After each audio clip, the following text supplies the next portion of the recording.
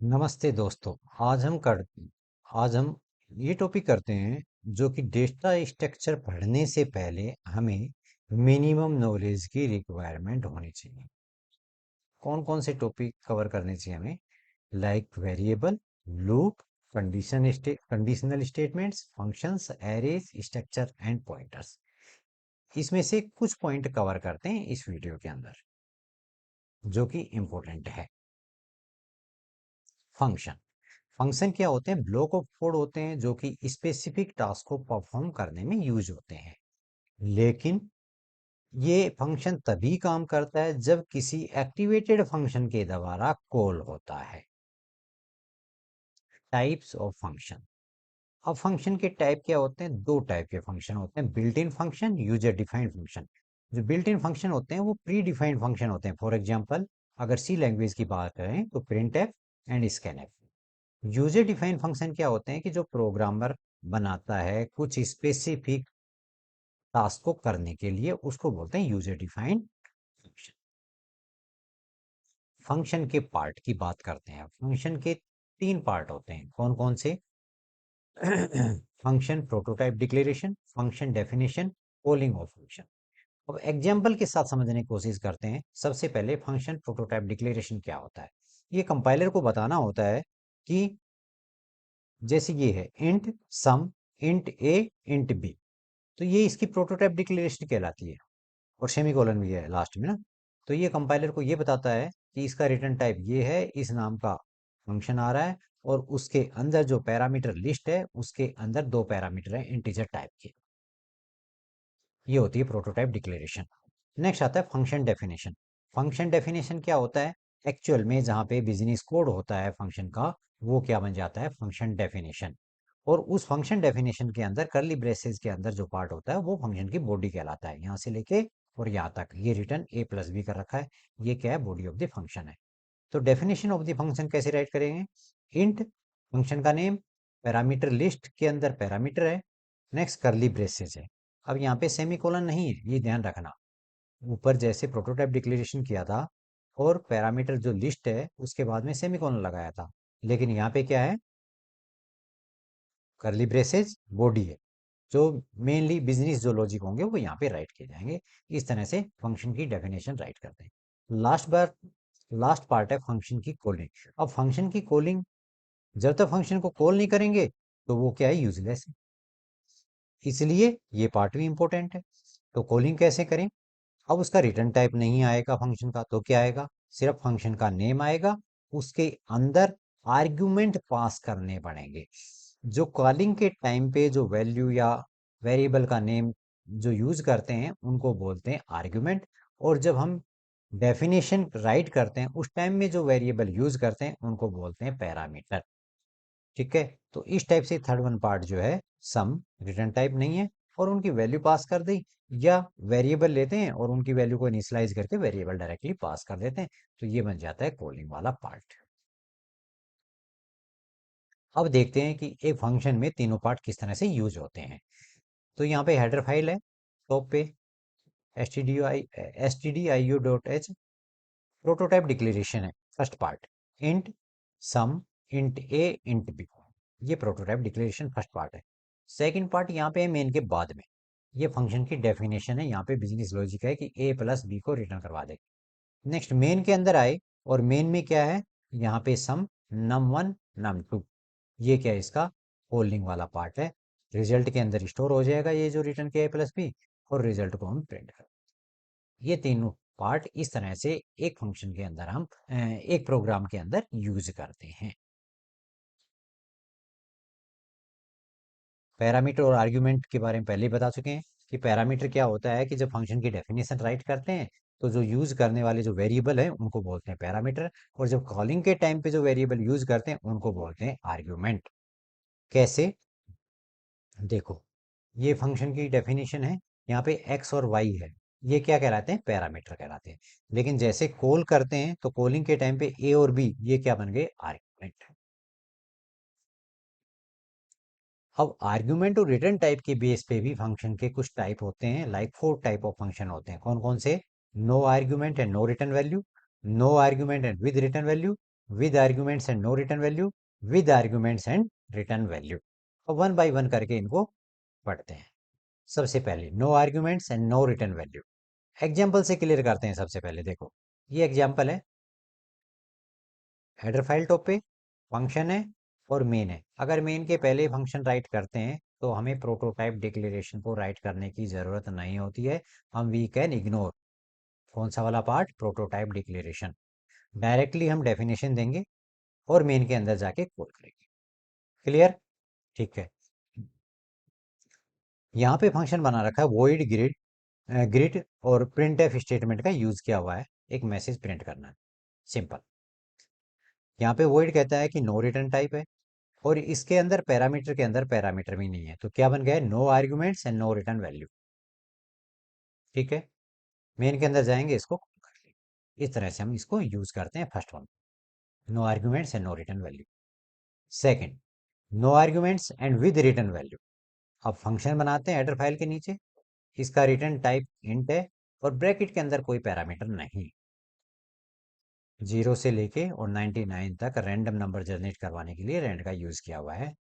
ठीक है, मेन के अंदर जाते हैं और यहाँ पे गेट रैंडम नंबर, इसको कॉल कर लिया इस वेरिएबल के अंदर, इस वेरिएबल को प्रिंट करवा।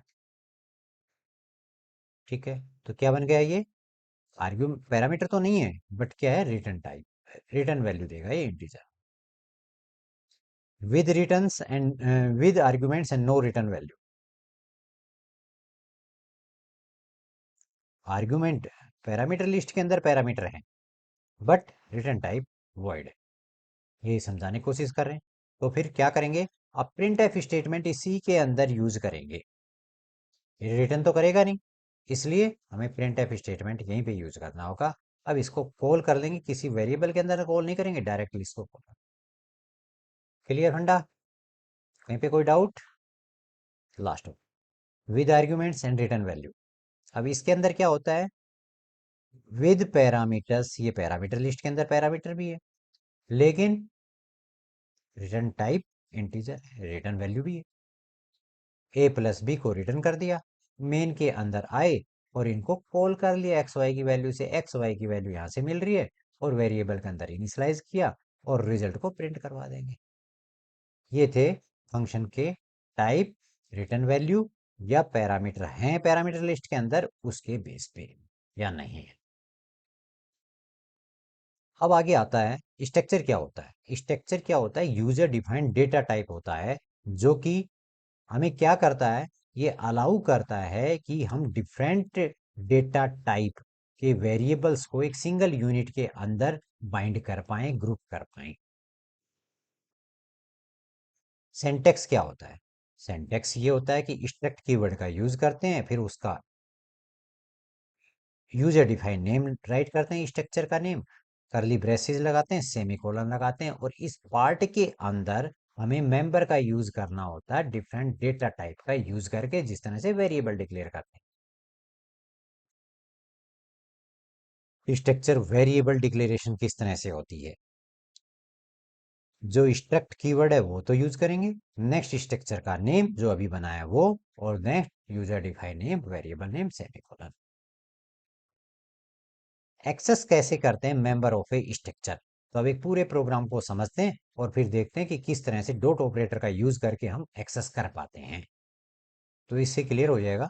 देखो, हेडर फाइल आती है, नेक्स्ट ये स्ट्रक्चर बनाया हुआ है, यहाँ पे स्टैक स्टूडेंट, इसके अंदर नेम, रोल नंबर और मार्क्स, अलग अलग डेटा टाइप है, कैर, इंट और फ्लोट, तो सेमीकोलन, ये बन गया स्ट्रक्चर, डिफाइन कर दिया स्ट्रक्चर।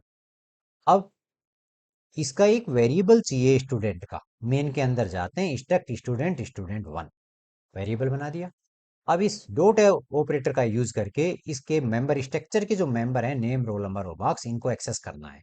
तो कैसे करेंगे, student one dot name, student one dot roll number, student one dot marks, इस तरह से हम एक्सेस करेंगे। स्कैनएफ किया है यूजर से वैल्यू लेने के लिए, और प्रिंटएफ के टाइम पे भी जो है हम इसी तरह से यूज करेंगे, student one dot name, student one dot roll number, student one dot marks. इस तरह से हम क्या करते हैं, स्ट्रक्चर का यूज करते हैं। डेटा स्ट्रक्चर क्या होता है, organise data plus allowed operation, ये दोनों चीजें जहां पे मिलती हैं तो हम कहते हैं कि वो जो टर्म बन जाती है वो डेटा स्ट्रक्चर जाती है। अब क्लासिफिकेशन भी होता है डेटा स्ट्रक्चर का, किसके बेस पे होता है? ये 3 टाइप के हैं, according to arrangement, according to data type, according to memory location. तो अकॉर्डिंग टू अरेंजमेंट की बात करें तो डेटा जो एलिमेंट्स हैं वो स्ट्रक्चर के अंदर किस तरह से अरेंज होते हैं, लाइक लीनियर वे में है, सीक्वेंस वे में है, या नॉन लीनियर डेटा स्ट्रक्चर है, ये होता है अकॉर्डिंग टू अरेंजमेंट। तो लीनियर डेटा स्ट्रक्चर का एग्जांपल होगा arrays, link list, stack, queues. Non linear का क्या होगा? Like tree structure, hierarchical structure, तो trees, graph, hash table. According to data type, एक तो सिमिलर डेटा टाइप हो सारे के सारे, एक सिमिलर भी हो सकते हैं और डिफरेंट भी हो सकते हैं, तो उन्हीं के बेस पे टर्म बन जाती है होमोजीनियस डेटा स्ट्रक्चर और non homogeneous data structure. Homogeneous जो डेटा स्ट्रक्चर होता है लाइक एरे, और non homogeneous structure like structure. According to memory location, static data structure और डायनेमिक स्ट्रक्चर। हम क्या करते हैं, कंपाइल टाइम पे ही फिक्स कर दें मेमोरी, या हम एग्जीक्यूशन के टाइम पे क्या करें, उसकी मेमोरी को जो है श्रिंक कर दें या एक्सपांड कर दें, जैसी हमें रिक्वायरमेंट हो। तो वो टर्म बन जाती है डायनेमिक स्ट्रक्चर, और जब हम फिक्स कर देते हैं वो बन जाता है स्टैटिक स्ट्रक्चर। नेक्स्ट पॉइंट आता है इंट्रोडक्शन टू एरेज। एरे क्या होता है? एरे टर्म होती क्या है? एरे की जब जरूरत पड़ी हमें कि एक वेरिएबल के अंदर एक से ज्यादा वैल्यू को स्टोर करना चाहते हैं, लाइक स्टूडेंट हैं, उनके रोल नंबर हैं 1 से लेके 30 तक, और हम जो है एक वेरिएबल के अंदर इनको स्टोर करना चाहते हैं, सिमिलर डेटा टाइप है। तो सिमिलर डेटा टाइप का जो कलेक्शन है अंडर ए सिंगल नेम, वो टर्म बन जाती है एरे। और उनको एक्सेस कैसे करते हैं? इंडेक्स का यूज करके हम क्या करते हैं, उनको एक्सेस करते हैं, स्क्वायर ब्रैकेट लगा देते हैं, उसके अंदर इंडेक्स होती है। और इंडेक्स कहाँ से चलती है? 0 से लेके n-1, n number of elements हैं, तो 0 से लेके n-1 तक उनकी इंडेक्स होती है। Starting index 0, last index n-1।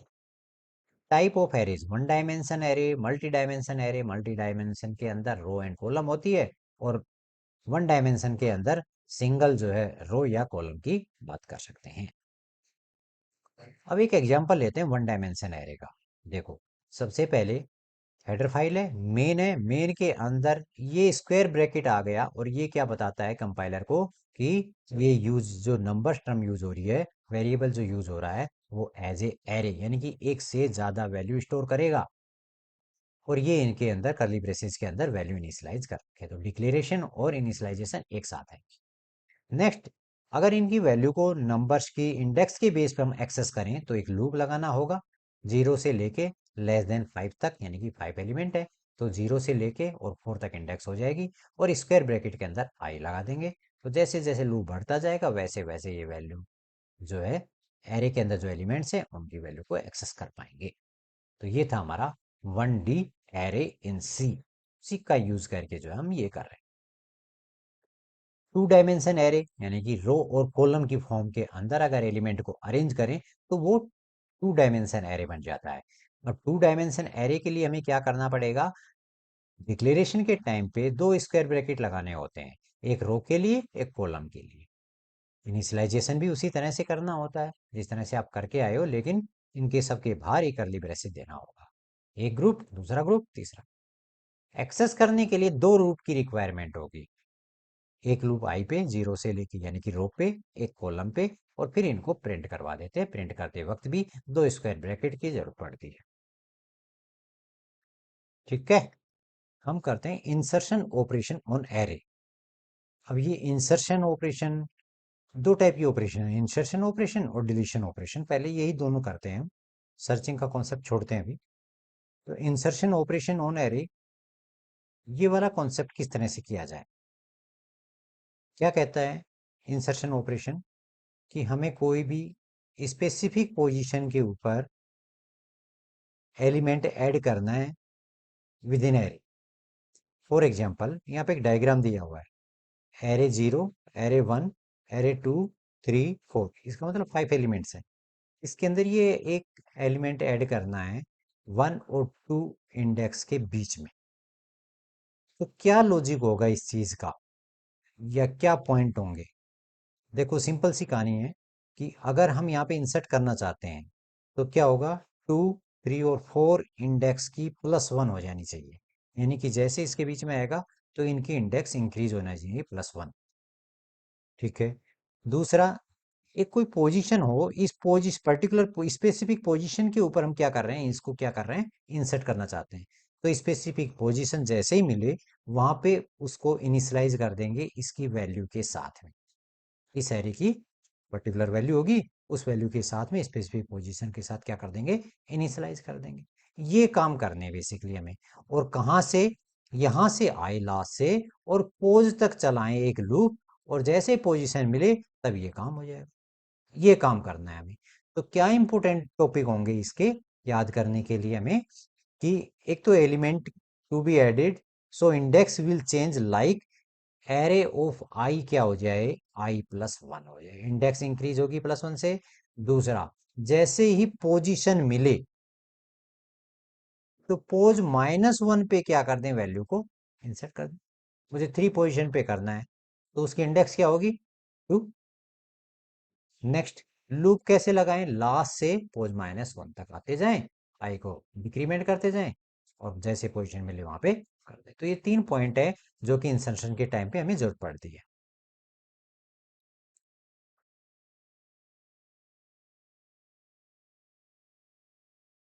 अब हम एक प्रोग्राम राइट करते हैं इसके लिए। सबसे पहले कैसे करें काम, मेन के अंदर जाते हैं और मेन के अंदर क्या किया, डिफाइन लिया है, प्री प्रोसेसर डिफाइन किया है, कोई भी कांस्टेंट की वैल्यू को डिक्लेयर करने के लिए हमने डिफाइन प्री प्रोसेसर जो है यूज किया है। मेन के अंदर आते हैं और मेन के बाद में जो है एरे की इंडेक्स को मैक्स साइज कर लिया और इनिशियलाइज कर दिया वैल्यू को। एक वेरिएबल लिया साइज, उसकी वैल्यू को 5 इनिशियलाइज कर दिया। पोज और वैल्यू की भी रिक्वायरमेंट होगी। पोज और वैल्यू को यूजर से ले लिया कि किस पोजीशन पे इंसर्ट करना चाहते हैं, क्या वैल्यू इंसर्ट करना चाहते हैं। अगर पोजीशन को इनवैलिड है वो चेक करने के लिए हमें कंडीशन लगानी पड़ेगी कि पोज <0 है या पोज साइज है। उस केस में इनवैलिड मैसेज दे दे यूजर के साथ। क्लियर। नेक्स्ट आगे, अब हमें इंसर्ट करना है तो शिफ्टिंग करनी पड़ेगी एलिमेंट की राइट साइड में। कैसे करेंगे, लूप लगाएंगे, आई साइज -1, आई > पोज आई माइनस माइनस। ये किया यहाँ पे +1 पोजीशन, लूप के बाहर आके पोजीशन मिली वहां पे जो है वैल्यू को इनिशियलाइज कर दी। ठीक है। साइज को 1 बढ़ा दिया। क्यों बढ़ाया साइज को, क्योंकि साइज आपके एलिमेंट्स के बेस पे लिया था, साइज आपके 5, लेकिन अब क्या हो गया, इंसर्ट करने के बाद में 6 हो गई। इसलिए अब हमें प्रिंट करना चाहते हैं तो साइज तक क्या चलाएंगे, लूप चलाएंगे और उनको प्रिंट कर देंगे, इसलिए साइज को इंक्रीज किया। मेन क्या है, ये 3 जो लाइन है ये इंपॉर्टेंट है येलो कलर में, लूप, इंडेक्स इंक्रीमेंट, और जैसे पोजीशन मिले वहां पे वैल्यू को इनिशियलाइज करना। डिलीशन ऑपरेशन, अब डिलीशन ऑपरेशन के लिए डायग्राम है। सेकंड पोजीशन पे जो एलिमेंट है उसको डिलीट करना चाहते हैं तो क्या होगा, इसके बाद वाली जो इंडेक्स पे एलिमेंट होंगे उनकी जो इंडेक्स होगी वो क्या हो जाएगी, -1 हो जाएगी, एक ही घटेगी। अच्छा, वैल्यू है नहीं तो वैल्यू वाला कॉन्सेप्ट खत्म। लूप की कहानी है, लूप पोज से लेके और कहां तक चलाएं, साइज -1 तक चलाते हैं, और ये i+i हो जाएगा। अब दिखाने के लिए साइज को माइनस माइनस किया हुआ है, क्योंकि इनिशियलाइजेशन किया था 5 एलिमेंट्स का तो साइज हमने 5 लिया था।